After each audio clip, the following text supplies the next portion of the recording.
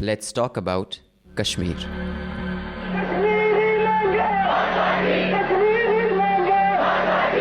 दिन बाद भी कश्मीर में तनाव बरकरार। श्रीनगर की हिजबुल मुजाहिदीन के कमांडर बुरहान वानी के एनकाउंटर में मारे जाने के बाद For 2 months, these streets in Indian-administered Kashmir have remained under curfew. शहरों में मोबाइल इंटरनेट सर्विस सस्पेंड कर दी गई है। घाटी में तनाव को देखते हुए The Union Home Minister Rajnath Singh reviewing the situation in the valley. Another person died in firing today. 41 have been killed in clashes with the police in the past 1 week. As these killings continue, this really acts as a fuel to the fire. More and more killings means more anger, more people spilling on the streets. Kashmir, probably the most complex issue of our time in the subcontinent. This includes Jammu and Ladakh. That is the whole state of Jammu and Kashmir. It has proved too tricky for any government to solve, too tricky for Modi or Vajpayee or Nehru. Others, I guess, didn't even try to solve it. Atal Bihari Vajpayee bet immense political capital on Kashmir, hoping he could solve it and go down as the man who solved the unsolvable puzzle. Unfortunately, that didn't happen. अभी तक जो खेल होता रहा मौत का, खून का, वो बंद होना चाहिए। लड़ाई से समस्या हल नहीं होगी। हम फिर दोस्ती का हाथ बढ़ाते हैं, मगर हाथ दोनों तरफ से बढ़ना चाहिए। दोनों तरफ से फैसले होने चाहिए कि हम मिलकर रहेंगे। Is it even possible to solve Kashmir? Or will this remain the unsolvable puzzle of India for generations to come? In this podcast, I speak with historians. If Kashmir is a dispute, it's a dispute between India and Pakistan. And there is no legal case for Azadi. Journalists, both from Kashmir and other parts of India, primarily Delhi. When you look at Kashmiri journalists, when you look at Kashmiri newspapers, the kind of hatred they spread through the report, it's shameful. Of course, it has never been a part of India. It's never felt a part of India. I mean, anyone can see that. Anyone can feel that. We all of us grew up with that feeling, right? And then this feeling that people were not, their opinion was not sought. But when it came to join between India and Pakistan, Army personnel who have served in Kashmir. The Public Security Act is the act which is used against some of these people for local disturbances. So the stone throwers will get picked up and they will be jailed under PSA. Who is it that is doing it? It's not the army. It's not the RR. They're not involved at all. We also speak with protesters and stone pelters who have of late hijacked the entire issue, and most of them are in their teens.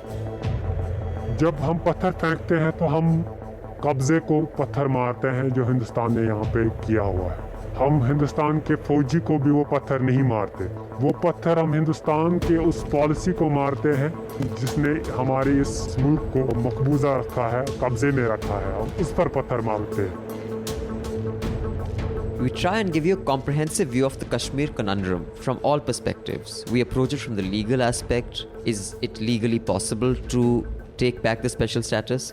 The historical aspect, why was it given a special status? The sociological aspect, how have the communities lived historically? We speak with victims and the perceived aggressors. We speak with members of the Kashmiri Pandit community that has been displaced, bearing a brunt of this mess.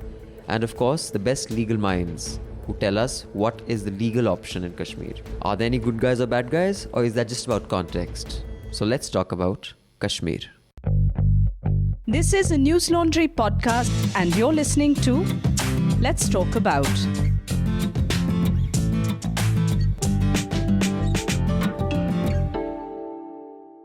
Let's Talk About is going to be a fortnightly podcast. This will be for subscribers only. This first episode is free, so all of you can listen to it, those of you who are. But going forward, it will be a subscribers only podcast. Kashmir will be broken up into two. This is part 1. Part 2 will come next fortnight, and it'll be for subscribers only, as I've said. So do subscribe and pay to keep news free and independent.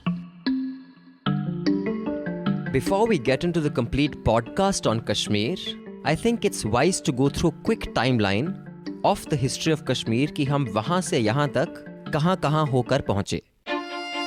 The Kingdom of Jammu and Kashmir was created by the British in 1846 after the Sikh lost the First Anglo-Sikh War. Gulab Singh was made the Maharaja whose family ruled the state till monarchy was abolished and Karan Singh was made head of state. He was what was called the Sadr-e-Riyasat. अब वो position है नहीं वैसे, but Sadr Riyasat bane wo, and later he was governor for 2 years.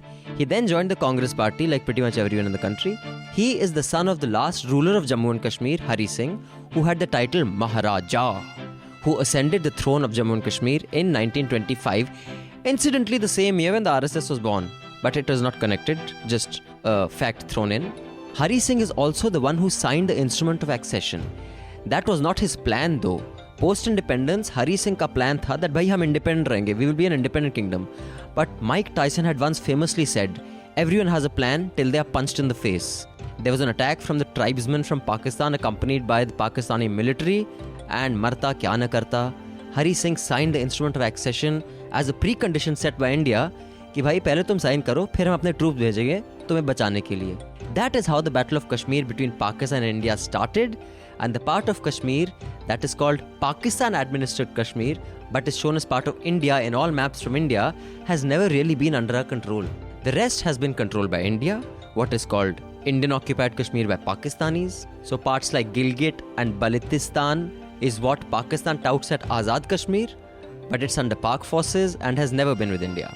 Following the first Indo-Pak war over Kashmir, the UN mediated and in 1948 led to ceasefire. There is a UN resolution on Kashmir, but more on that later in this podcast. 1987 was a turning point in Kashmir. A state assembly election was held where a conglomerate of local Kashmiri parties under the banner Muslim United Front also contested the election. They were very popular and they were very confident, hum to jeet gaye. Result aaya to kya pata chala? MUF or the Muslim United Front won only 4 seats, BJP won only 2, and the National Conference and the Congress won 66. This was seen as a completely rigged election with fairly good reason by most people and led to major outrage. Another turning point for Kashmir was the year 1990, on the 19th of January, often described as the night of Exodus. There were loudspeakers that blared threats and intimidatory messages towards India and Kashmiri Muslims. There were thousands of Kashmiri Muslims on the street chanting, "Death to India, death to Kafirs." That's when the Kashmiri Pandit exodus really started. According to Government of India figures, between January 1990 and August 2001, around 12,000 civilians died of unnatural causes, 3/4 of the hands of militants in Kashmir. The rest in crossfire. मतलब थोड़े हमारी forces ने, थोड़े militants ने, किसी को पता नहीं. Security forces claim to have killed 13,400 militants. My God, 13,500 militants, while losing 3,100 of their own men. An estimated 2 lakh Kashmiri Pandits lived in Kashmir Valley. By the summer of 1990, at least half had left. That means about 1 lakh, if not more. While Ramchandra Guha says that by the end of the decade, fewer than 4,000 Pandits were left in the valley, in his book India After Gandhi, but the Kashmiri Pandit Sangharsh Samiti, KPSS, an apex body of the Kashmiri Pandits who did not migrate from the valley, maintained that in 1998, nearly 20,000 Pandits were still living in the valley. However, today, authors like Colonel Tikku, who is a Kashmiri Pandit himself, and people like Mr. Ramchandra Guha say it's between 2,700 to 3,500. But whatever it is, it's in a couple of thousand, which is way fewer than 2 lakh. At present, there are 60,452 families registered as Kashmiri migrant families in the country. This is as per the Press Information Bureau. And finally, now recently, last year in 2016, triggered by the killing of local militant commander Burhan Wani, nearly 90 local youths have taken up arms from the South Kashmir district, the highest in a single year since 2013. Let's start off with the legal aspect. And who better to battle this out than 2 geniuses, Ram Jethmalani and Subramanyam Swamy.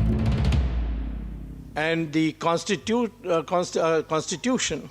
has an extraordinary article called Article 370. Mr. Swamy, I must admit, I find teetering on the loony side sometimes because of his over-the-top statements. But then again, all genius, I think, tips into the loony zone. And no matter how offensive and bizarre many of his statements are, when it comes to application of mind, he can be lethal. But Ram Jethmalani is no pushover.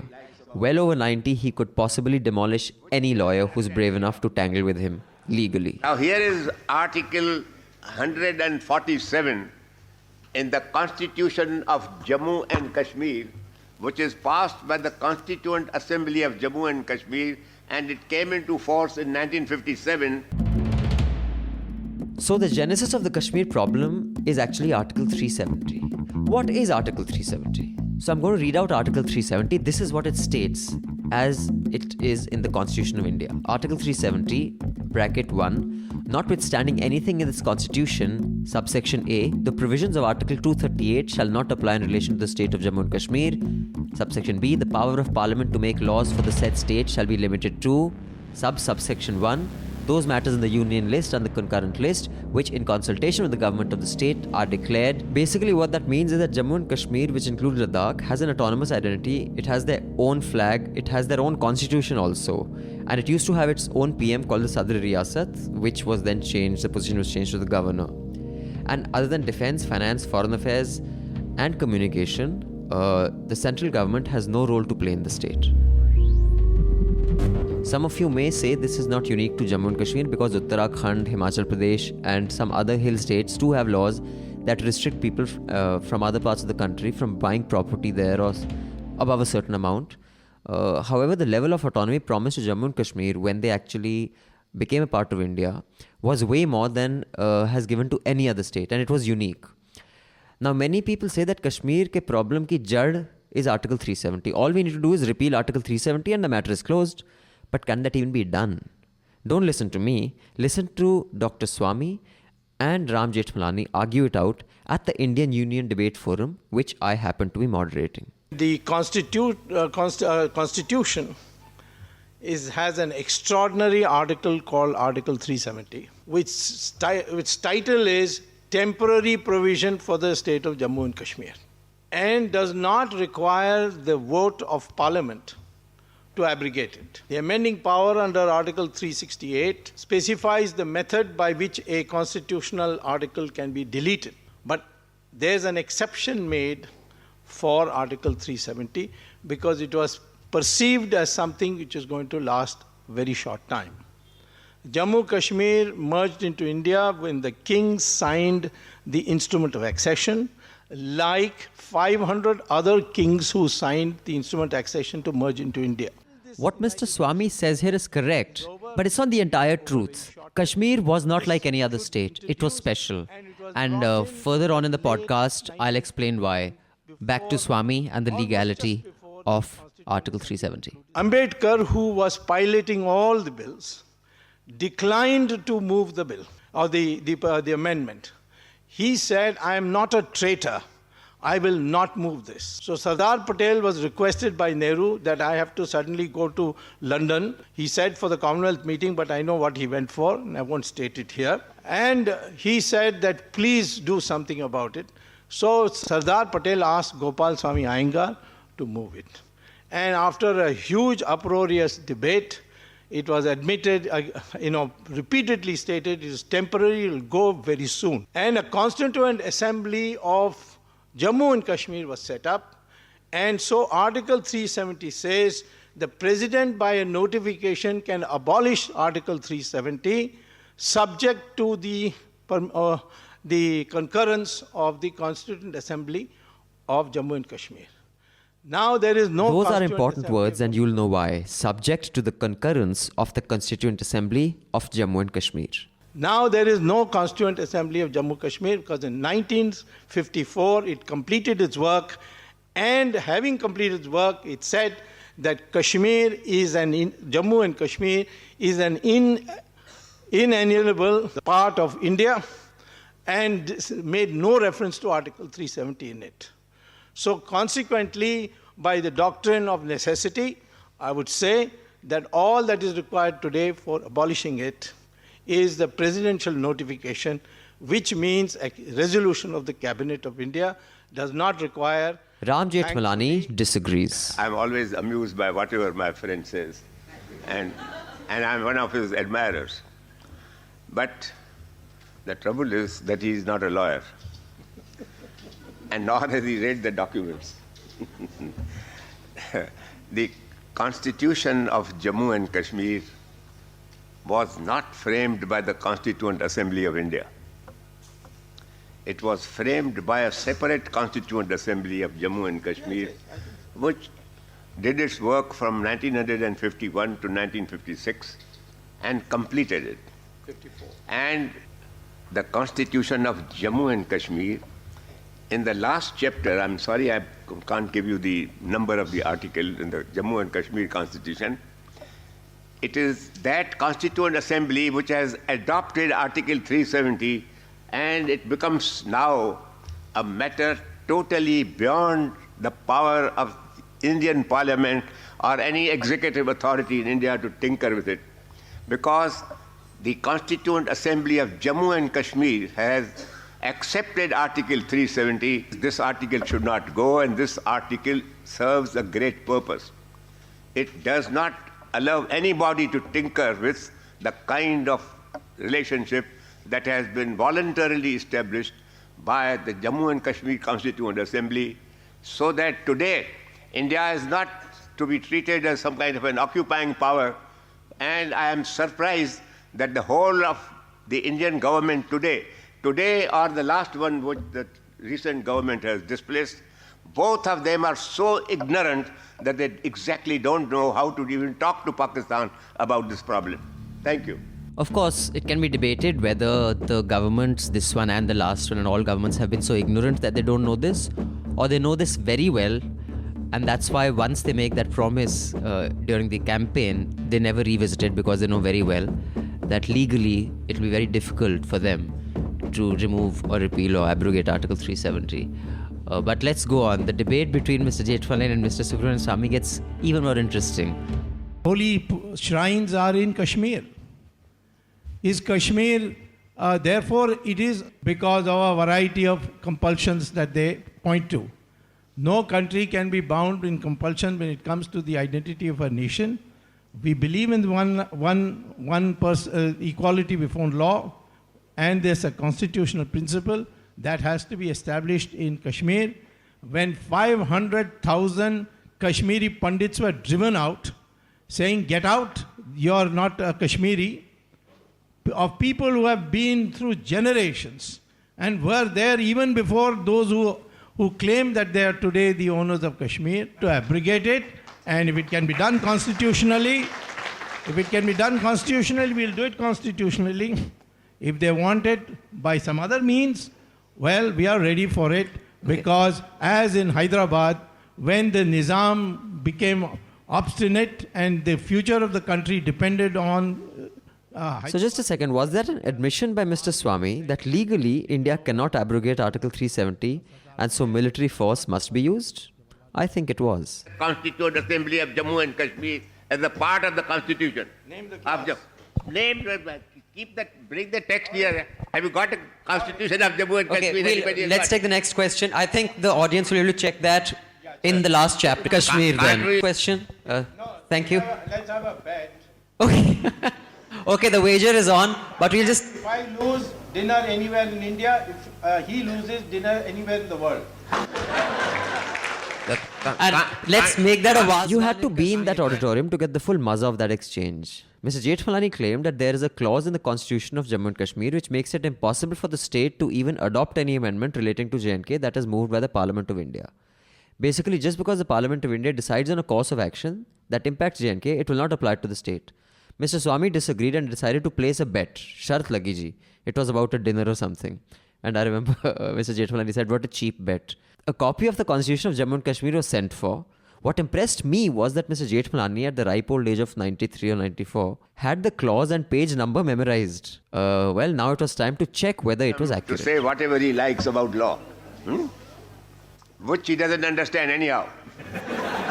Now here is Article 147 in the Constitution of Jammu and Kashmir, which is passed by the Constituent Assembly of Jammu and Kashmir, and it came into force in 1957. It talks of the power of amendment of the Constitution of Jammu and Kashmir in 147. But it adds a proviso, provided further that no bill or amendment seeking to make any change in the following will ever be moved, that the provisions of the Constitution of India as applicable in relation to the state. 370 is a provision in the Constitution of India applicable to the state of Jammu and Kashmir, that the Constituent Assembly and Parliament of Jammu and Kashmir will not even move an amendment ever. Thank you. I think Dr. Swami has something to say. Yeah, you could just take the mic. You don't have to get up. I will. Even law students will agree, and they are already agree. So the bet was won by Ram Jethmalani, which made Mr. Swami shift the debate to, if not legally, we should take over militarily. It must be clarified that since there is no Constituent Assembly of J&K, then what? Well, then what happens is, it is open to interpretation by a lawyer. One can say that because the Constituent Assembly that actually wrote the Constitution of Jammu and Kashmir doesn't exist, it was dissolved, you have to reconvene a Constituent Assembly and then they have to adopt any resolution that the Indian Parliament passes. Other people can say that no, the Assembly of the state, the Legislative Assembly as it exists now, is equivalent to a Constituent Assembly. Therefore, that Assembly has to accept or adopt any article or any amendment that Indian Parliament passes. Now you tell me, in today's day and age, can any party, whether it's BJP or Mufti Muhammad Saeed or Mehbooba Mufti's party, Omar Abdullah's, can anyone in an election there saying that we will adopt the amendment to Article 370 by the Indian Parliament? So it's pretty much impossible. So, that's a stalemate. The question to be asked is, why did India agree to grant J&K such a special status? Ki bhai, unka to apna hi chalega. Whereas nobody else in the country, not Punjab, not Hyderabad, not any of the other principalities that came, were given that special status. I speak with historian Ramchandra Guha to get more on this. I think Kashmir is unique and distinctive among the 500 odd princely states who joined India. One, of course, is that it is only one of the states that bordered both India and Pakistan. So it could have joined either dominion. Lord Mountbatten, who was the viceroy, went to Kashmir, told the Maharaja Hari Singh that he should join either dominion, preferably before 15th August. Many other states, princely states, joined either dominion, but Hari Singh prevaricated partly because he had fantasies of independence. Whereupon, of course, the Pakistani army sent irregular raiders in, and there was a great deal of turmoil and conflict, and then the Indian troops went in and acceded to India. So the circumstances were special. And since the circumstances were special, also under the original agreement, only defense, foreign affairs and communication was part of the Union of India. And that was the understanding from 47 right up to 53. Even later, there was a sense through Article 370 that Kashmir would have a special status. So this status that you're talking about, sorry to cut in 1953, the terms of understanding was that it is just those three issues. That's communication, defense and foreign affairs that will be with India. I mean, they went back and forth. I mean, there was a Delhi agreement which the Nehru was not unhappy about, and which had only those three things, and then Sheikh Abdullah pressed it. So there was tension between Kashmiri politicians who wanted greater autonomy and Delhi politicians who wanted greater control right from the time of Jawaharlal Nehru. Right. But so that tension is persisted to the present. But the fact remains that Article 370 guarantees them a special status. Right. And the fact remains that this was the only state that could have joined either India or Pakistan because of its geographical location. It chose to join us, admittedly under duress. And we must respect that. I think you cannot go back, at least on Article 370. The tactics that Sardar Patel used with, so for example, Nizam of Hyderabad, either you join us or I have an army that will take you on. Or, even, Patiala, who could not really try to withstand Indian pressure. Kashmir had that leverage because they bordered Pakistan. So we couldn't really bully them like India bullied the rest. I mean, let's be honest. Sardar Patel said... Well, yeah, I mean, we bullied the rest, but I think let's also put some perspective into it. I mean, the idea of an independent Hyderabad was equally fantastical as the idea of an independent Kashmir. No one should romanticize the Nizam. He was a reactionary feudal ruler. There was some 2 or 3% literacy under his regime. So I think no one in Hyderabad or in the Aswad state of Hyderabad should feel nostalgic about the Nizam's Hyderabad. But having said that, and most of the princely states were cesspools of reaction and feudalism and a great distance between, rich, luxury worshipping Maharajas and a dispossessed and disenfranchised subject population. But having said all that, Kashmir is special. And right. I think the pressure from Delhi, from Nehru's day, to whittle down the terms of autonomy, I think is part of the root of the Kashmir problem. I see. So you think the having a special constitution for Kashmir was it had to be done. That was the only way that we could actually keep it as part of India. Yes, and successive Indian regimes, mostly Congress, because the Congress has been in power for longest, but also BJP afterwards, has whittled down the autonomy. You know, they've tried to, Sheikh Abdullah was jailed. In his place, a pliant Chief Minister, Bakshi Ghulam Muhammad, was put in. Then elections were rigged. You know, and all kinds of other undermining of the terms of autonomy have taken place. And I think it's past time we recognize that, you know, and if India has to have a robust and moral case on Kashmir, the Valley of Kashmir, it has to safeguard and indeed deepen the autonomy that was promised to it when it acceded to India. Indeed. If India is to have any moral or ethical claim on Kashmir, we would have to honor any treaty signed earlier during the accession. Many say that it was a mistake by Jawaharlal Nehru and we should not honor it. You know, while that may be rhetorically appealing during a campaign or during an election, any government knows, no matter who, that is not a practical option. Just because you disagree with an earlier government, you can't dishonor a treaty.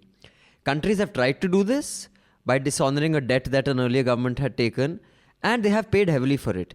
If you want to be taken seriously as a country, because there are other international negotiations that also happen, then you cannot default on treaties. And also whether that was a mistake or not at the time is a different debate.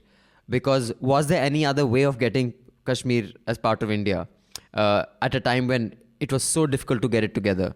But, you know, this whole constant thing of, you know, the military option, whether it is from the people like Mr. Swami or people from what they call Azad Kashmir who say they can take over militarily, you know, when you actually want to exercise that option, one should keep a couple of things in mind. And I think that's best illustrated by this story that I'm going to tell you. It's actually a poem. I'll just paraphrase it.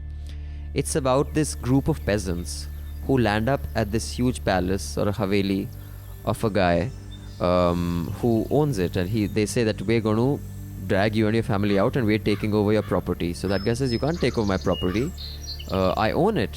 So he says, why do you own it? He says, well, because I have the papers, you see, these are the inheritance papers and this is my property. He says, how do you get those papers? He says, well, my father willed it to me. He says, how did your father get it? He says, well, his father willed it to him. He says, how did his father get it? He says, well, that was my grandfather, he willed it to that was my great-grandfather, he willed it to my grandfather. So he says, how did he get it? So he tells the peasants, well, he fought a battle for it. So the peasants say, okay, then we'll fight you for it. So you see, it's a very tricky one. If you say that just because you won something in battle 5 generations ago, someone can say in this generation, well, then we'll fight another battle and we'll take it back. On the other hand, the Indian military can also say, you think you're strong enough? Okay, take us on. And realistically speaking, if the Indian military's full might was to go into Kashmir, there is no chance in hell anyone will even survive.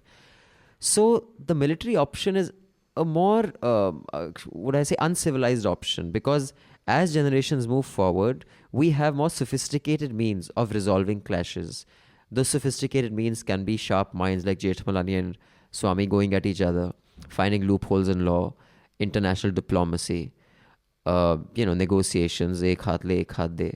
But this whole we'll fight you for it is a very tricky logic, because it can be used by either side in very destructive ways. Now let's speak with some really young rebels who think that they can take over by violence from the streets of Kashmir, who you know as stone pelters. तो जब पैदा हुए 90s में पैदा हुए, so हम ये कह सकते हैं कि we were born in the shadow of guns. And I'd just like to tell you why the audio of the stone pelters sounds a little garbled and strange is because they spoke to our team on the condition that we would not reveal their identity, because then they get into really deep shit with the police and they're really bashed up and they go through a very hard time. It's to protect their identities. जब सुबह निकलते थे school को निकलते तो हमारे parents को यही फिक्र रहते थे कि पता नहीं शाम को वापस आएंगे कि नहीं. You know, my culture, my tradition was taken away from me. I was put into schools, man. They told me that if you spoke in Kashmir, we'll fine you $5. You know, $5 was a lot for me. बार-बार हमारे घर में red पड़ती पे छोड़ा था, वो भी मुझे याद था. आज भी मुझे याद है. मरते दम तक मैं इस बात को भूल नहीं पाऊंगा. हम बैठे थे, इतने में से फोर्सेस आ गई, बिना कोई बात किए उन्होंने गोलियां स्टार्ट की, जिसमें मेरे दोस्त को भी गोली लगी. वो उसी टाइम कत्ल हो गए. तो जब मैंने अपनी दोस्त की लाश देखी अपने सामने, जो कि मेरा बचपन का दोस्त था, एक ही साल पले बड़े हैं, तो हमारे पास कोई गन नहीं था, न कुछ था, तो हमने यही पत्थर उठाए और मारे। जब हम पत्थर फेंकते हैं तो हम कब्जे को पत्थर मारते हैं जो हिंदुस्तान ने यहाँ पे किया हुआ है। हम हिंदुस्तान के फौजी को भी वो पत्थर नहीं मारते, वो पत्थर हम हिंदुस्तान के उस पॉलिसी को मारते हैं जिसने हमारे इस मुल्क को मकबूजा रखा है, कब्जे में रखा है। हम उस पर पत्थर मारते हैं। आप खुद देख रहे हैं कि किस तरह से मैंने अपना सारा चेहरा छिपाया हुआ है। आप तो कहते हैं कि हमारे मुल्क में फ्रीडम ऑफ एक्सप्रेशन है, ये है, वो है, डेमोक्रेसी है और बाकी सारे खूबसूरत नारे देते हैं, लेकिन आप ऐसे इलाके पर काबिज हैं जहां पर आप लोगों को मुंह छुपाने के लिए मजबूर कर रहे हैं। आप किसी से भी यहाँ पूछे, आपको मुंह दिखाकर आपसे बात नहीं कर पाएगा, क्योंकि उसे पता है कि यहाँ का स्टेट ऑपरेशन क्या है और यहाँ पर स्टेट किस तरह से काम करती है और वो किस तरह से उन्हें फिर मुख्तलिफ हुकूमत खानों में उनको सड़ाएगी अगर वो मुंह खोल कर आपसे बात करेंगे। But this sentiment is not limited to just stone pelters. It is true for most of the valley. Of course, it has never been a part of India. It's never felt a part of India. I mean, anyone can see that. Anyone can feel that. We all of us grew up with that feeling, right? Of that feeling of not being a part of, that country that we are forcefully called citizens of and then killed, of course. Like for me, other than being a journalist, as a common Kashmiri person, what I have seen and what in the environment I have grown up with, I don't think there's any other choice than to identify with Azadi, because that's how your life has been. You do want to get out of the things that your life has been through. Like you don't want to see what has happened to you, to the generations that are coming up. 30 साल हो गए इस मसले को, 30 साल हो गए। यहाँ तो बच्चे बहुत सारे मर गए, लाखों में मर गए। और यहाँ के हुक्मरान भी यहाँ के अवाम के साथ जुल्म करते हैं। यहाँ जो आवाज़ होता है, सच्ची आवाज़ होता है, वो दबाते हैं। ना हमको पाकिस्तान चाहिए, ना हमको हिंदुस्तान चाहिए। हमको आज़ादी दे दो खुल के। जो भी यहाँ आएगा वीज़ा के साथ आना चाहिए। Well, my name is Rahul Pandita. I'm a Delhi-based journalist. I'm the author of a couple of books. My recent book was a book called Our Moon Has Blood Clots, which is a part memoir, part reportage about growing up in Kashmir in the turbulent 80s, about the exodus of Kashmiri Pandits. For many, many years, we have heard this narrative coming from Kashmir Valley, from journalists, from local journalists, about how the national press treats Kashmir, as a story, and how underreported or misreported Kashmir often is. It really amuses me sometimes, Abhinandan, because when you look at Kashmiri journalists, when you look at Kashmiri newspapers, when you look at Kashmiri media, the kind of venom they spew on their pages, on their local pages. I'm talking, I'm not hesitant to take a couple of names. I'm specifically pointing towards Kashmir's two main English daily newspapers, the Greater Kashmir and the Rising Kashmir. The kind of hatred they spread through their reports towards India. It's shameful. It's shameful. Their reportage, their narrative, for example, on the circumstances that led to the exodus of Kashmiri Pandits. Rahul Pandita has written this book called Our Moon Has Blood Clots, about his experiences as a Kashmiri Pandit, as a refugee in Jammu, and about his moving from his home. I have read the book. It is an extremely touching book. It's really sad. His book was not very well received by the local Kashmiri media, unsurprisingly. But we also need to look at the other side. I keep on saying this. And I think Mr. Gilani agrees with me. Even if the government of India was to pave the roads of Kashmir with gold tomorrow, will this so-called separatism go away? It will not go away. The simple fact is there is a very big, significant number of population in Kashmir which does not identify with India. It identifies with Pakistan. It identifies with Azadi. Azadi is often used as a euphemism for Pakistan. And that was the case when you were a child growing up there, or is that a new occurrence? No, not a new occurrence. It was there. It was always there.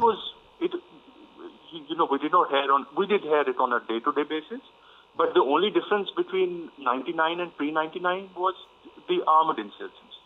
Right. Like I keep on saying, we live like any other minority lives anywhere else, in India or anywhere else. You act like a submarine, you keep your head low, things happen, and things do happen.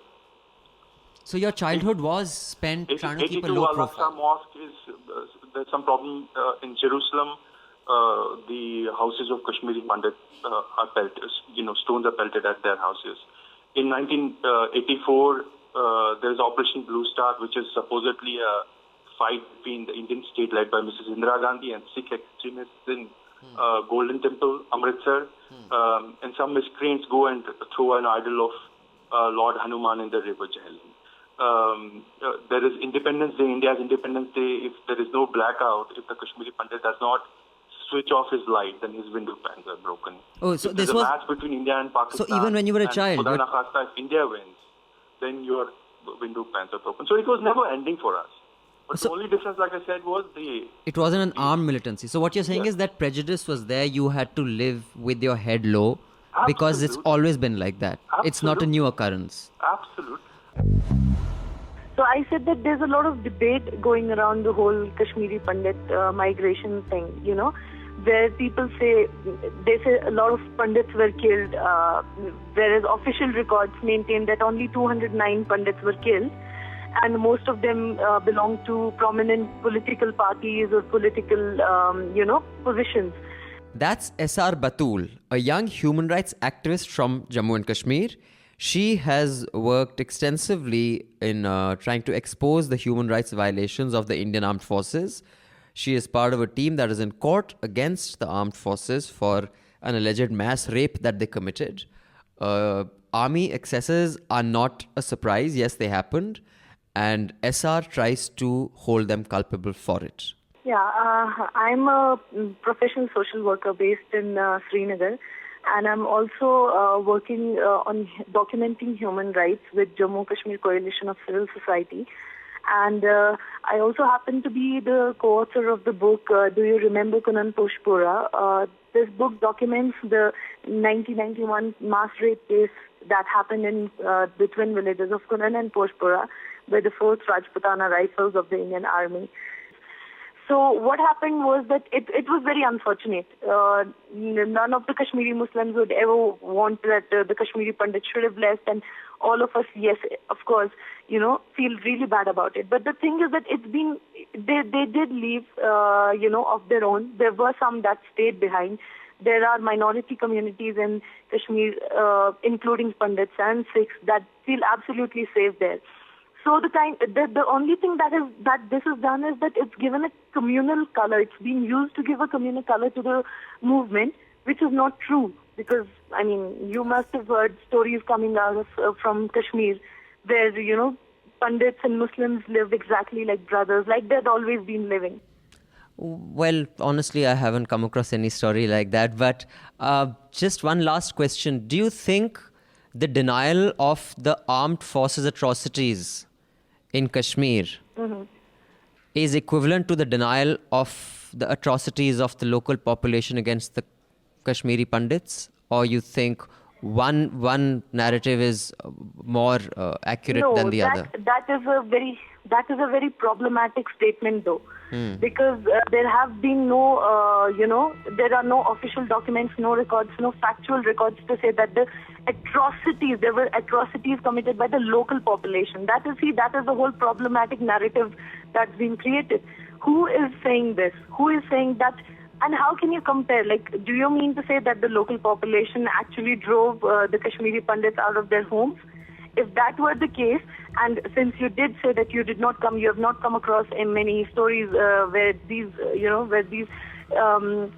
kind of mutual coexistence and respectful coexistence is portrayed, maybe you should actually look up these stories where Pandits actually say, those who are left behind say that they've always felt safe. They did not want to leave when others left. Before any of you jump to judge SR for denying the Kashmiri Pandit trauma, Do remember, there would probably be an entire generation, or maybe 2 or 3 generations, who have grown up on Zee TV and Times Now coverage, who would deny any wrongdoing by the Indian state. कि भाई army ने कभी कुछ गलत किया ही नहीं, India ने कभी कुछ गलत किया ही नहीं.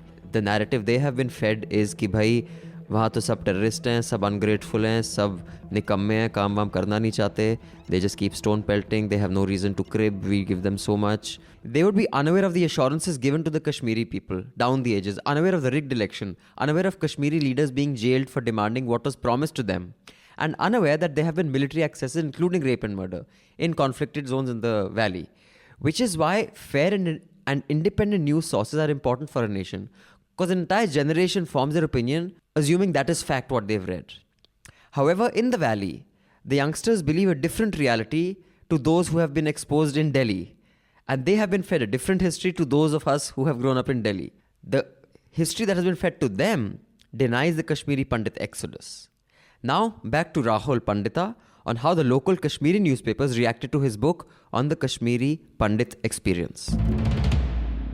Calling Kashmiri Pandits dirty insects, using abuses against me, calling me a right-wing reporter, RSS narrative. In the newspaper. Blah, blah, blah. You know, the usual. This is in the newspaper. In the newspaper, absolutely. I see. Absolutely. How do you resolve this? You have many friends there, as is clear in your book. You know, even now you go back and you spend time and have a drink every now and then. Is there tension as a journalist, as a friend, as a Kashmiri who cannot live there anymore? And There is.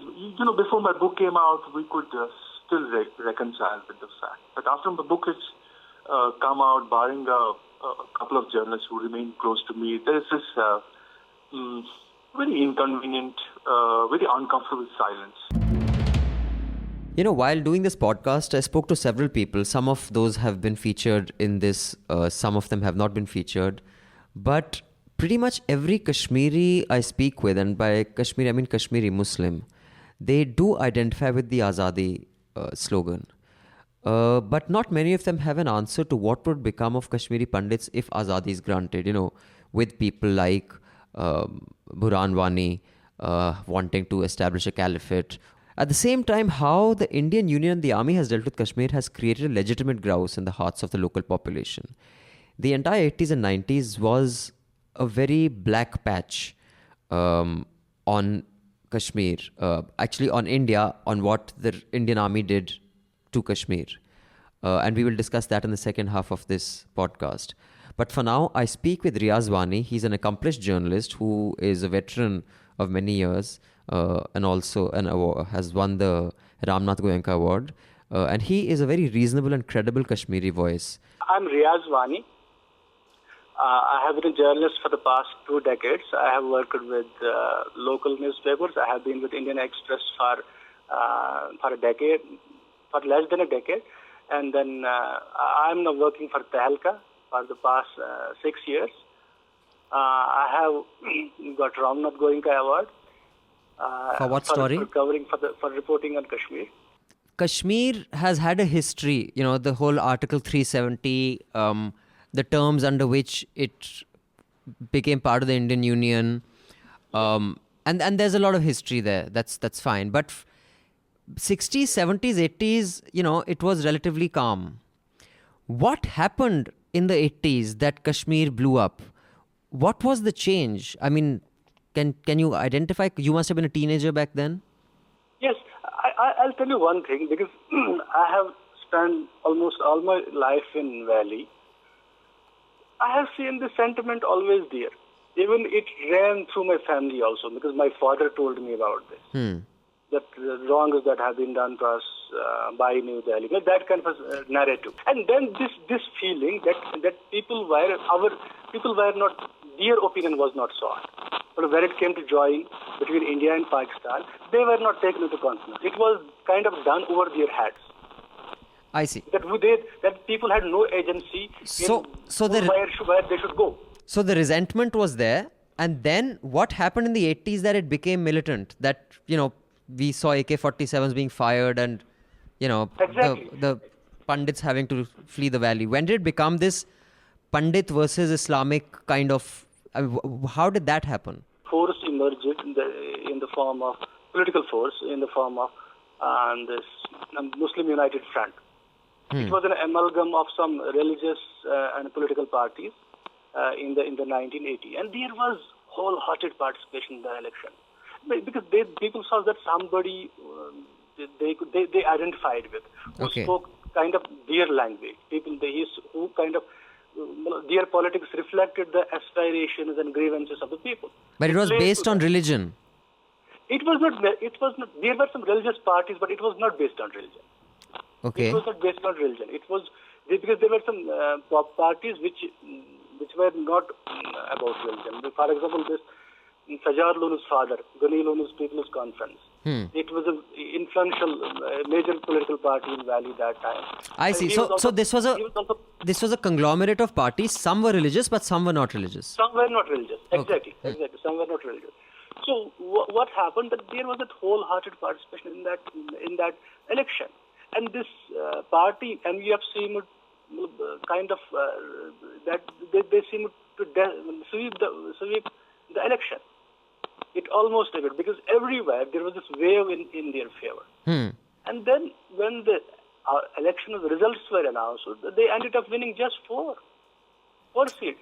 So it and was all others went to a national conference. So it was seen as a completely rigged election, and that is when democracy se vishwas utھ gaya. That's what you're saying. That was a turning point. That was a turning point, and then what happened? Because then Afghan jihad was drawing to an end. USSR was about to leave Afghanistan. So, and it was still the world of the Cold War. तो वहाँ के जो बचे खुचे मुजाहिदीन थे वो यहाँ पर आ गए. बिल्कुल. I'm Colonel Vivek Chadda. I joined the army in June 1989. I joined the regiment of Maratha Light Infantry, and I've had experience in CI areas to include Sri Lanka, some of the states of the Northeast. CI being? Counter-insurgency areas, and JNK as well. How old were you at the time? I was around 27, 28. This is the 90s? Yes. Early 90s? Yes. You are now, you work with a think tank, a strategic think tank. Yes, I'm a research fellow with the Institute for Defense Studies and Analysis.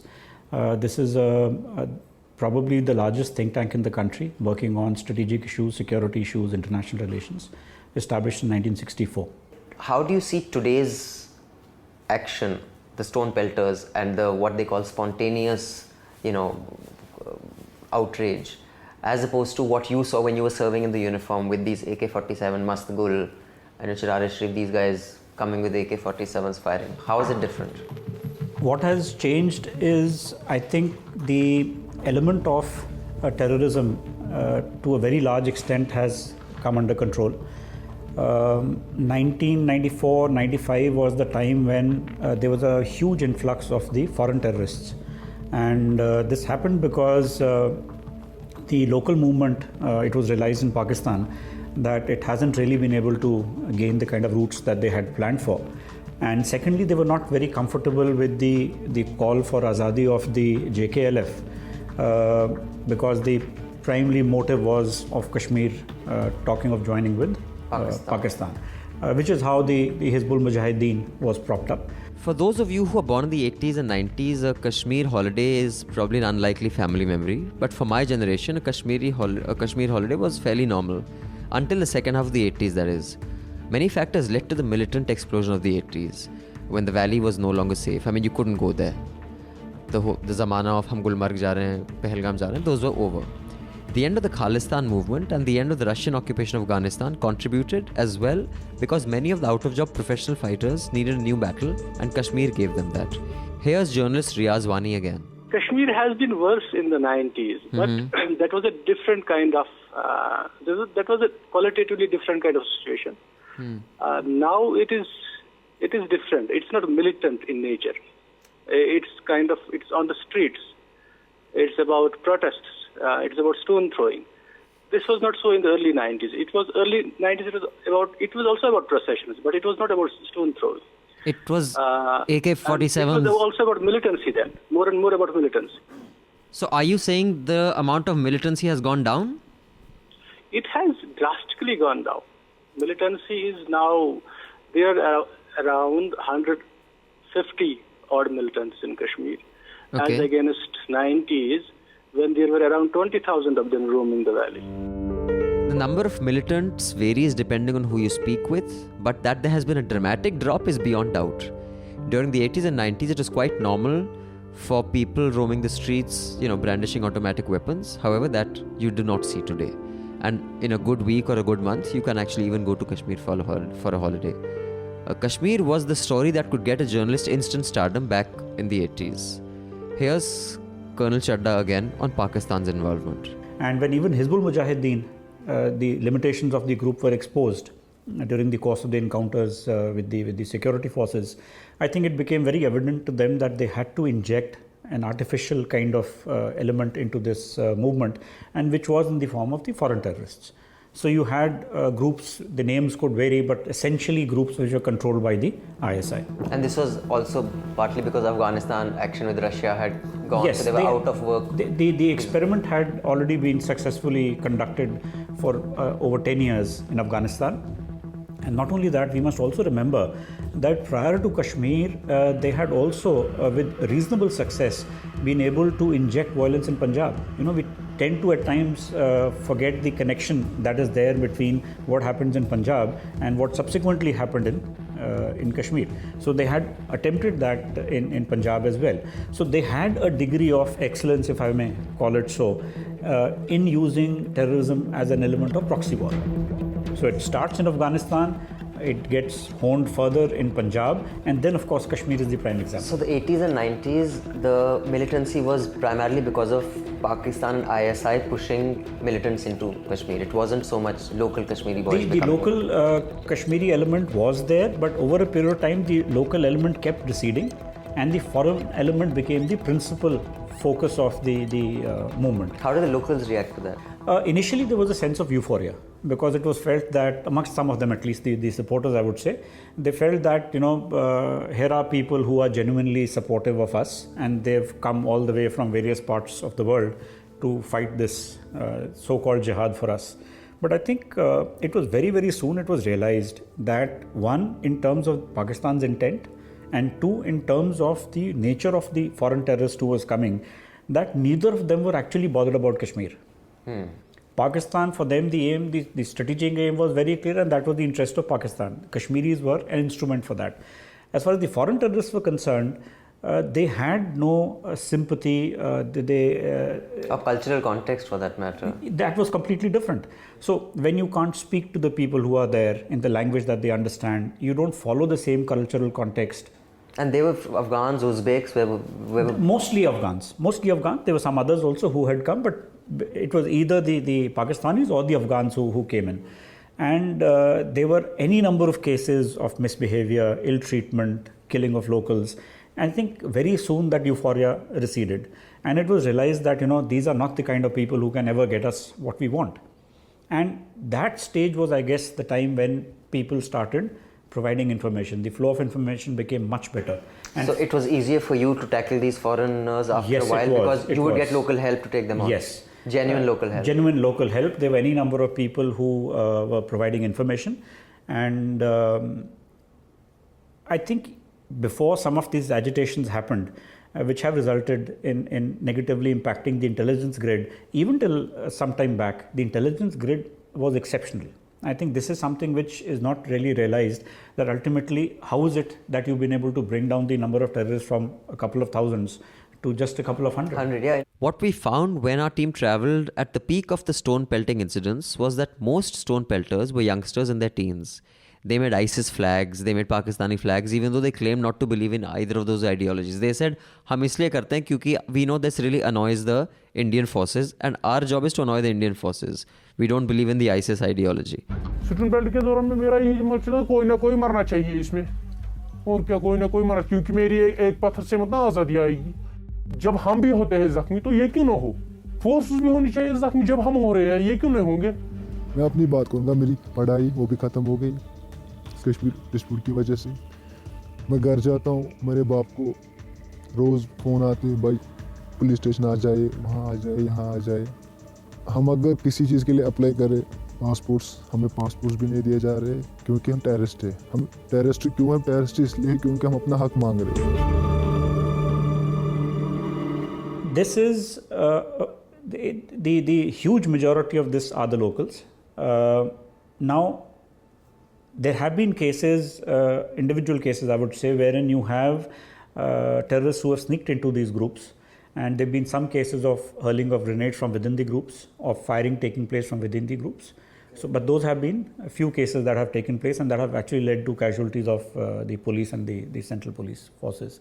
But primarily it is the locals. The local Kashmiri newspapers, when they report on something, there seems to be a sense of they take a more sympathetic line to the protesters. Whereas when Delhi reports it, it doesn't take a sympathetic line to the protesters. There seems to be a more sympathetic line towards either security forces or that the protesters are outlaws who have to be dealt with as criminals. Exactly. How do you resolve this? I'm talking about that. There are there are three narratives in Kashmir which operate simultaneously. One is this Pakistani narrative, and then there is this national narrative, New Delhi narrative on Kashmir. Then there is this intrinsic Kashmiri narrative, that our narrative. What is wrong with this place? So these three narratives operate almost simultaneously here, every day, day-on-day basis. What is the Pakistani narrative? The Indian narrative, so I know, bhai, sab anti-national hai, the Times Now type of narrative. Then there is a Kashmiri narrative that is more sympathetic to the Azadi kind of line of. Kashmiri narrative is sympathetic to the Azadi. And what is the Pakistani narrative, and where does that appear? Does that appear locally also in Kashmir? Pakistani narrative, yes, it comes through Pakistani TV channel, and because they beam here because from local cable. And but also among the separatist groups, the dominant number of separatist conglomerates represent Pakistani viewpoint on Kashmir because they actually stand for plebiscite.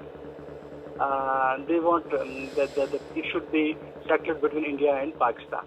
If someone believes in the concept of Azadi, it's absolutely all right. But the only thing, the question then I go on to ask is, what is your blueprint for Azadi? What is Kashmir going to be? Is it going to be secular Kashmir? Absolutely not. Because if you just go to YouTube and listen to some of the speeches of Mr. Sayyid Ali Shah Gilani, he is very clear about it, and we must respect him for that. He says very clearly, and I'm just quoting him, Kashmir में जमहूरियत नहीं चलेगी, कश्मीर में nationalism नहीं चलेगा, कश्मीर में सूबायत नहीं चलेगी, which is provincialism, कश्मीर में डेमोक्रेसी नहीं चलेगी, कश्मीर इस्लाम की निस्बत से पाकिस्तान है, हम पाकिस्तानी हैं, पाकिस्तान हमारा है. Right. As simple as that. Pakistan हमारा है तो ठीक है, but so far much of Kashmir हमारा है, which means India का है. But how long is the situation sustainable?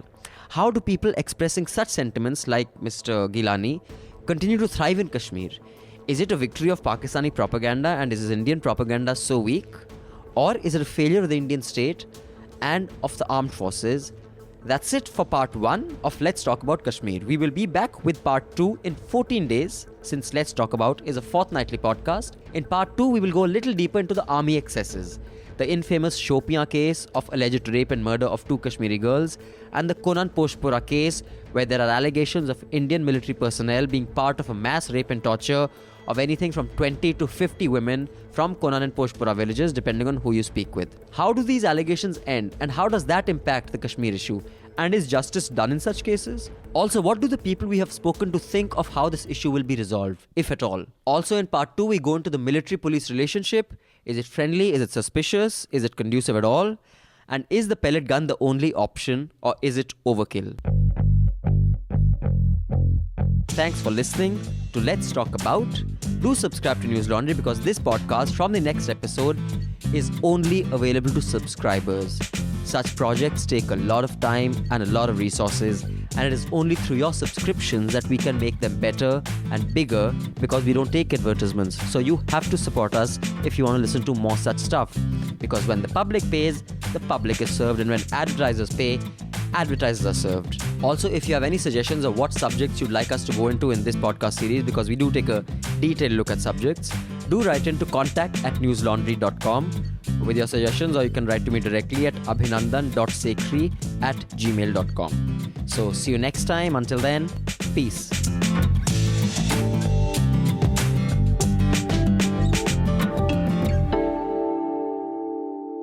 All the News Laundry podcasts are available on Stitcher, iTunes, and any other podcast platform. Please subscribe to News Laundry. Help us keep news independent. To catch all our podcasts on news, pop culture, current affairs, and sport, visit newslaundry.com. Follow us on Facebook, Twitter, and Instagram, and subscribe to our YouTube channel.